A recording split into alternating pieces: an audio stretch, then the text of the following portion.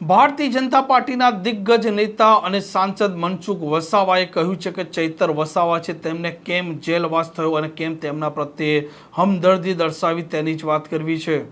વૈષ્ણવજન તો તેને કહીએ જે પીડ પરાઈ જાનાને રે।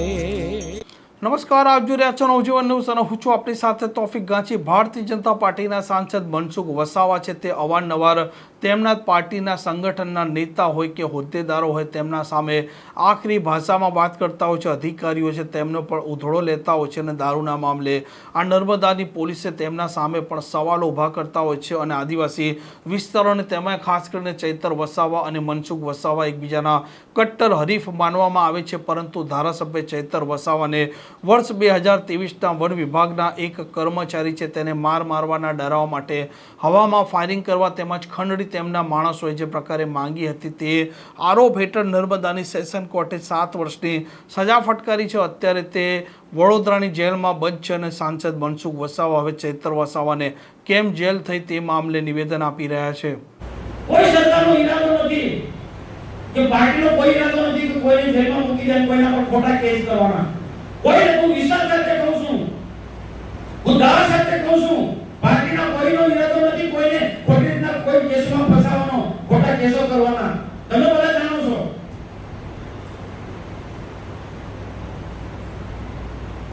કોઈ સાથે જે ઘટના ઘટી હોય ને એ ઘટના પછી ફરિયાદ આપે તો પોલીસે તો ફરિયાદ કરવી પડે ને ફરિયાદ પછી કોર્ટમાં ચાલે જજ તો તે ફરિયાદના આધારે એ જજમેન્ટ આપે ને। મેં પણ કીધું છે કે આ ચૈતરભાઈ અને આટલા ટાઈમથી બધા કેસો ચાલતા હતા, 19 જેટલા કેસ કોર્ટમાં પેન્ડિંગ છે। આ ગોપાલ કે બધા ઊંઘી ગયા હતા। હમણાં 8 વકીલો ગુજરાતના 2 વકીલો દિલ્હીના વકીલો લાવે છે તો એ પહેલા ચાલતા હતા તે વખતે લાવવા હતા ને। મને દુઃખ છે કે 15-16 વર્ષની દીકરીને આજે પેલી બેન જેલમાં લઈને જાય, આપણે દુઃખ થાય, આપણે દુઃખ થાય। બીજી બધી બહેનો 3-4 બહેનો આજે જેલમાં જાય એ આપણે દુઃખ થાય છે, પણ કાયદાનું કામ કોર્ટનું જજમેન્ટ છે ભાઈ। સરકારનું હોય તો હમણાં હું જઈને કહી દઉં, પણ સરકારનું કામ તો થોડું છે। સરકાર પણ તમે જો કેટલું જૂઠાણું કેવું ચાલે છે અને રાજકીય સ્ટન્ટ કઈ રીતના કરે છે, આખો રાજકીય સ્ટન્ટ કઈ રીતના કરે આખા ગુજરાતની અંદર। આમ આદમી પાર્ટીના લોકો સરકારના માથે માટલા ધોવે, ભાજપના માથે માટલા ધોવે છે, તમે જુઓ। આવું તો ક્યાં ભૂતકાળમાં જોઈ નથી, કોંગ્રેસ વાળાએ આવું નહોતું કર્યું। સમાજને લોકોને ગેરમાર્ગે દોરી રહ્યા છે, ગુજરાતના લોકોને આ કેજરીવાલ એની કંપની ગેરમાર્ગે દોરી રહી છે। ચૈતરભાઈ વસાવાના ઓખા હેઠળ ચૈતરભાઈના નામે આમ આદમી પાર્ટીના નેતાઓ આમ આદમી પાર્ટીને મજબૂત બનાવી રહ્યા છે। પછી આટલા બધા વિદ્વાન લોકો છે, ઈસુદાન ગઢવી, ગોપાલ ઇટાલિયા, આજે તો મેં જોયો કોર્ટ સારો સજ્જન વિદ્વાન છે, એ વિદ્વાનનો તમે આના ચૈતર માટે કેમ ઉપયોગ નથી કર્યો? કેટલા ટીવી ડિબેટમાં પેલા બહુ મોટી દલીલો કરે, આમ થતું તો તમારે જો બુદ્ધિનો ઉપયોગ કરવો હતો ને, આ કેટલા જજ કહે તો કે ચૈતરની સામે કોર્ટની અંદર બધા કેસ ચાલી રહ્યા છે તો તે વખતે તમારા દિમાગનો ઉપયોગ કરવો હતો ને। કમ છાના મને નહીં કહેતા, મને તેવું છે કે આ લોકો ચૈતન્ય ફસાવે છે। ચૈતન્ય જેલમાં છે એટલે આખા ગુજરાતમાં બધું આંદોલન કરાવો ચૈતન્યના નામે, એને જેલમાં આ લોકો જલસા કરી બાદ આમ આદમી પાર્ટીના નેતાઓ જલસા કરીને મારે રેલી કાઢે, આ કરે, શું લોકોને ગેરમાર્ગે દોરા નીકળી પડ્યા છે। આને કાઉન્ટર કરવું પડશે આપણે લોકોએ, આપણે વિચારધારાને કરેલા લોકો જે છે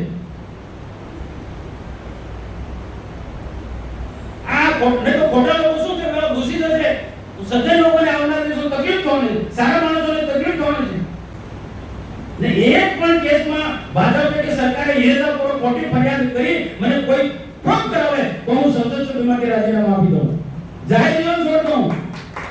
આ ખોટી વાતો કરનારા લોકો મારે ચેલેન્જ છે,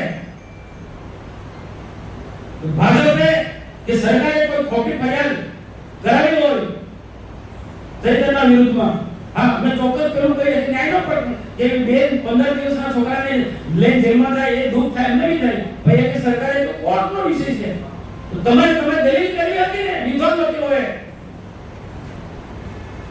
આ બેનની મુક્તિ આપો, નાના છોકરું છે એને, આ મહિલાને મુક્તિ આપો, એવી વાત કરી ને નિર્દોષ વકીલ ગોપાલ ઇટાલિયા નિર્દોષ વકીલ, એને ખબર નહોતી, જજમેન્ટ આવ્યા પછી ખબર પડી. આ લોકોને ઠગવાવાળા લોકો છે, જુઠ્ઠું બોલવાનું, જોર જોરથી બોલવું, એટલે સજ્જન લોકો આપણા ઘરે બેસી રહે છે. આ પ્રકારના સમાચાર માટે નવજીવન ન્યૂઝ ચેનલ સાથે જોડાયેલા રહો. નમસ્કાર.